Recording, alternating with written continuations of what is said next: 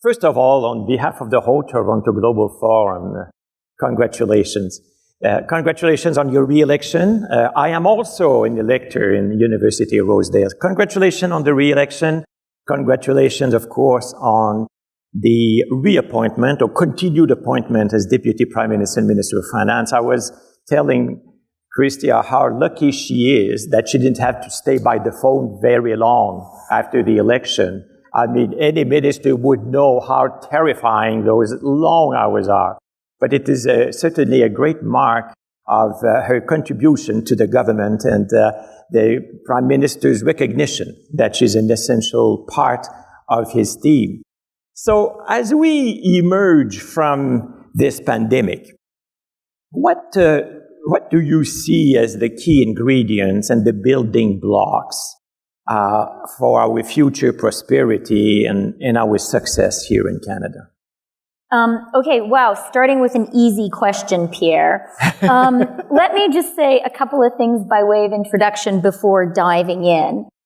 So the first one is to say to Doug, thank you for that very nice introduction. Fortunately, I am the mother of teenagers, so whenever kind introductions like that maybe make you a little bit arrogant, I just go home and I learn from my teenagers all of my flaws. It's good. It's a good balance. And I do want to say one thing about Pierre Pettigrew, who is here having a conversation with me, that I was just thinking about ahead of this event. And that is Pierre, as he has said, is another person who lives in my riding. And by the way, I bet there are a lot of University Rosedale residents here. So let's consider this also a constituency event. And thanks for the time we're spending together. Yay, best riding in Canada. But so I got to know Pierre in the by-election in 2013. And then when we formed government in 2015 and the Prime Minister appointed me as Trade Minister, I thought, hey, I know someone who's been Trade Minister. And I don't know if Pierre remembers, but I invited him to come have a coffee in my house. It was in the days you were still allowed to do that. And he gave me a lot of pieces of advice, but one thing that he said to me really became a North Star for me, and it's something that would never appear in briefing books. He explained to me how he built a relationship with Bob Zellick, who was USTR at the time.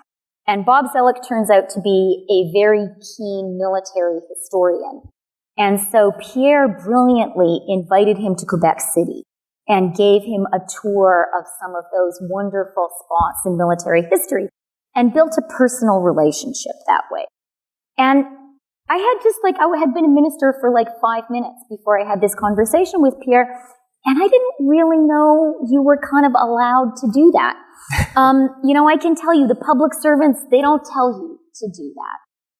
But it was very inspiring for me. And that was one of the ideas, Pierre, and I want to say publicly thank you to you, that really has guided me in all of the jobs I've done. Just to remember, your counterparty is a human being also. And if you can build that human rapport, it's going to be a lot easier, maybe especially when you have difficult things to negotiate. So, yay, Pierre. Thank you very much. Okay, so Canada, economy, prosperity, what do we need to do? I won't say everything we need to do because I'd be talking for 5 hours, but let me hit a few of the highlights. The first one is we have to finish the fight against COVID. So if there's anyone here who hasn't been double vaccinated, please get up and leave now and walk out of the room and go get your second shot. And if you haven't had your first shot, why are you here? And all of us who have kids under 12, let's get ready for them to be vaccinated. all of us who are eligible for a booster, let's get that booster. I was talking to my dad, who's in Alberta over the weekend. He's 77. He's had his booster. It's a relief to me. He had cancer not this past summer, but the summer before. I'm so glad to know. So, as finance minister, I can tell you, nothing worries me more than a failure to keep COVID under control. And we have done, I would say, a pretty good job as a country. I think collectively we probably don't give ourselves as much credit as we ought to do. But when I compare our performance to our G7 peers, and it's really a collective effort, we've done pretty well. But let's finish the fight. So that, overwhelmingly is the single biggest thing. And I start there because we can't take our eye off that ball. Okay, having said that, what else do we need?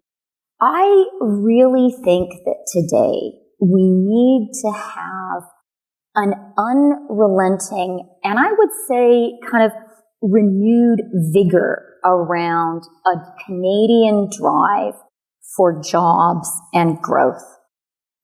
We have avoided really deep economic scarring through COVID. We've learned some lessons of past recessions, and we have very strong jobs numbers now. We've more than recovered all the jobs lost to COVID, so that's good. But we all know it's been a blow, and we have to recover from that. And I think we all also know the green transition is a huge mountain we're going to have to climb together. Someone who I have become, who has become a partner who I admire a lot in the world is Olaf Scholz, who's currently the German finance minister, will very likely become chancellor soon. And he was actually one of the people who made CETA, our trade deal with Europe, possible. That's how I got to know him when he was mayor of Hamburg. And he has described to me the enormity of the green transition in a way that I think is really true, which is that this is the biggest transformation of industrial economies since the Industrial Revolution itself. That's huge, and I think it is accurate. So that's a lot we have to do. And in order to do that all successfully, I think we all need to be really, really focused on jobs and on economic growth, on an economy that is robustly getting bigger and bigger every year. Now, I'm saying that to you guys because mostly that's your job. I worked for the Financial Times long enough that it is very, very clear to me that the biggest drivers of jobs and growth are all of you. And one data point that I look at very closely is private business investment. And I want that number to be high. I want all of you to have the ideas and the confidence in Canada that you're investing and you're betting on future growth and you're driving it. But I do believe that we as a government can help you.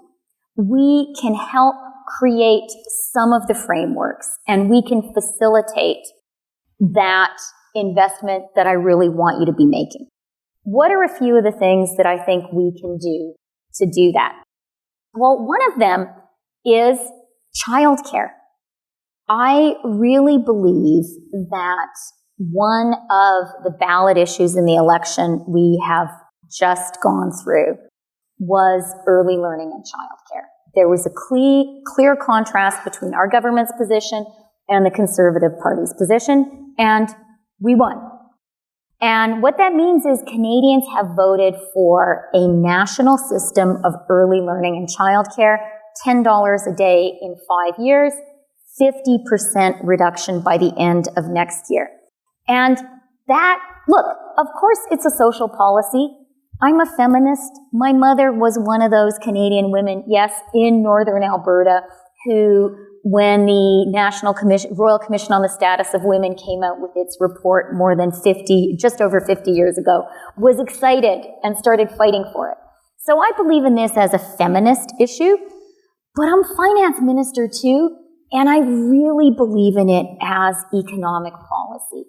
Our economists at the Department of Finance calculated that once we have this system in place, it will be the biggest driver of growth in Canada since the NAFTA free trade agreement.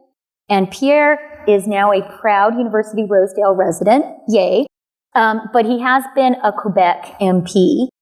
And so he can tell us all that, this is not a theory that early learning and childcare drives growth and drives GDP. It is what the Quebec experience has shown. TD did a report where they estimated that every dollar invested in early learning and childcare delivers between $1.5 to $2.8 in economic returns. So that's something we can do. We have the political mandate. We will get it done. A second thing that I think we can really do to drive growth in Canada, and this I think is a uniquely Canadian growth strategy, is we're one of the few countries in the world, maybe really the only country, the only wealthy country in the world, that truly welcomes immigrants. And I think that is fantastic because I love the kind of country and society that makes us. But I can also tell you that is a fantastically powerful driver of economic growth in our country, particularly as we are seeing, and we're going to see this more and more in the coming years, demographic challenges in the rest of the industrialized West. In order for us to be a successful immigrant society and a society that can continue to welcome immigrants, we need places for them to live. And so something that I am going to be very, very focused on in the coming months, our government will be very focused on, is housing. This is something that I think is a key challenge for Canadians. And, I want you to know that the federal government, working with provinces, working with cities, is really going to be putting our shoulder to the wheel to drive housing affordability. And for me, first and foremost, that means supply, supply, supply. So, Doug mentioned that I am a proud daughter of Alberta, and I really am. And my family actually, in my lifetime, actually homesteaded because I'm from that far north. There was still some land available to clear into homestead. My dad has this huge breaking plow manufactured in Vegreville. So that Canadian history is very close to me. And, we built Canada through homesteads, through land that was through immigrants who homesteaded and built our country. And yeah, we did. And we need to continue to do that. Except instead of a quarter section, we need to be sure that there's an affordable house for new Canadians and for young Canadian families.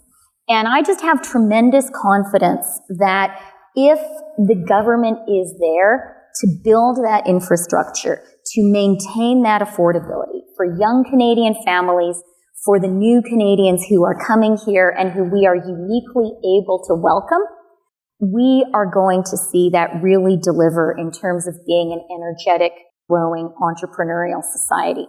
And then one quick final point. On the green transition, I don't think that happens by itself. I think it's important for government to set a framework and to create conditions that encourage the kind of risky investments and innovations I'm counting on all of you guys to make and come up with.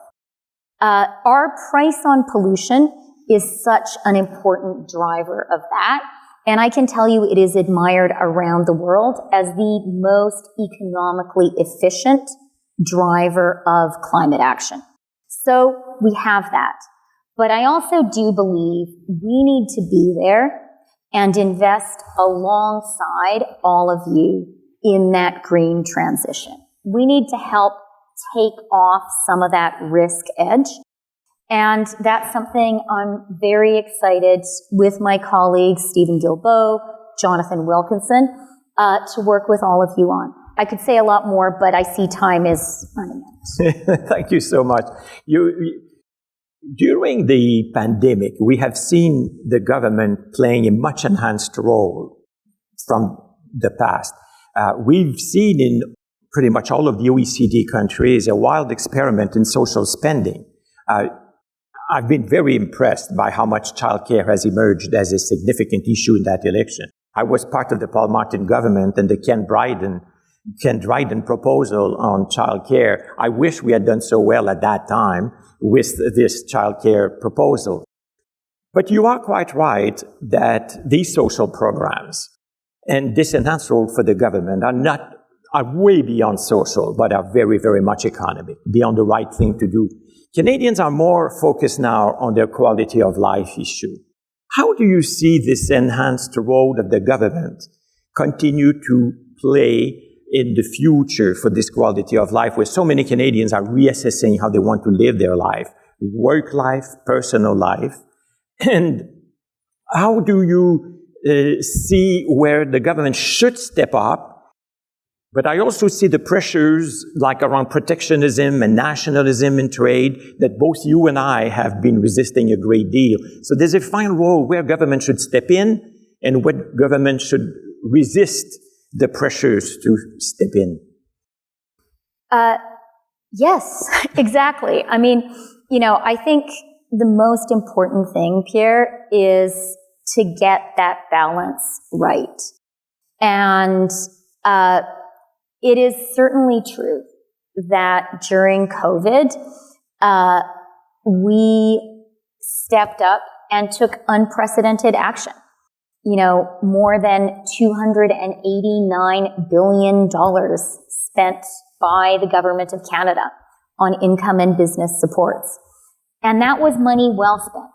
I am 100% confident of that. We really avoided economic scarring. We avoided, a collapse of our businesses. And we avoided deep, deep poverty because we did an astonishing thing as a society. We decided to shut our economy down to save lives. And that was a big decision to take. And I know I am so confident it was the right decision to take. I think going forward, the important thing for government is to be very clear about where are the areas where the government is uniquely positioned to invest and improve the lives of Canadians and help to drive economic growth. And where are the areas where actually the government is really, really bad at getting involved and where it should be all of you who are the drivers of jobs and growth. And at a very human level, I had an experience that I am sure few people in this room share, which is as a student, I actually lived in the actual Soviet Union. And I can really recommend that life experience to give a person a real appreciation of the market economy and the amazing things the private sector delivers. I have never been so happy in my life as on my first visit to a drugstore after like a couple of months in the Soviet Union. Toothpaste, tampons, just remarkably wonderful that you could just walk in and buy these things. So I have a sharp personal appreciation that there's a lot of stuff that government is very bad at doing. And those things I think the government shouldn't do.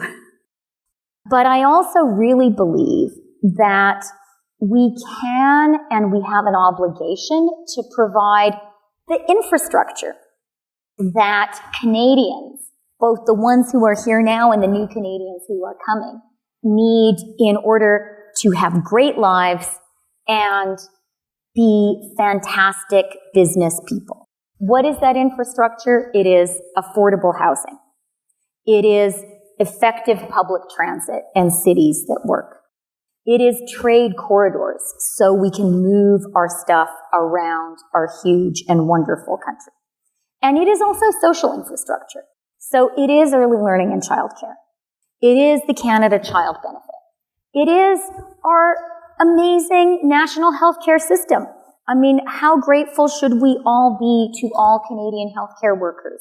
And how wonderful is it that any of us who had the misfortune of getting COVID or, like my dad, getting sick during COVID, not a single one of us has ever had to worry about going bankrupt because of that.